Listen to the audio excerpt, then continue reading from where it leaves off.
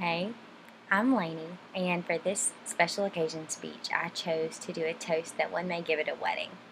I have been a part of quite a few weddings in the past 2 years, but I have never given a speech. My particular speech is one that the maid of honor might give.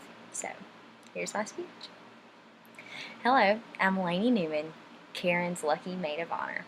I would like to thank all the guests, family, caterers, and everyone who came together to make this special day possible. This day could not have happened without everyone working together. This is a wonderful time in our lives, and I'm privileged that Karen has chosen me to stand by her side as she becomes one with Will. I have known Karen for about 15 years.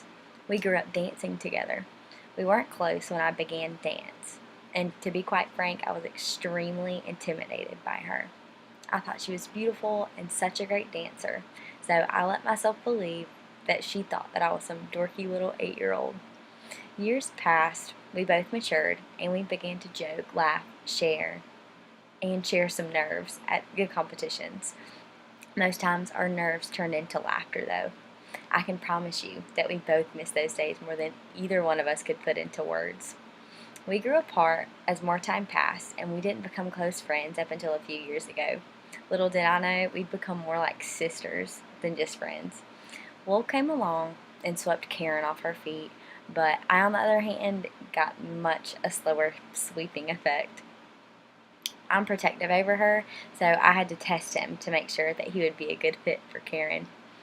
Will is adventurous, he's sweet, handsome, and most of all, he takes care of Karen's heart. We've had some fun times, from boating on the lake to sharing drinks around a bonfire. I've loved watching their love grow, and I'm glad that it will get to continue forever.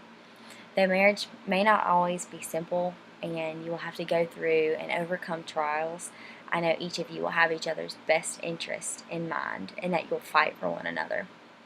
I hope that both of you keep God at the center of your marriage, because He is able to help you both overcome any and everything.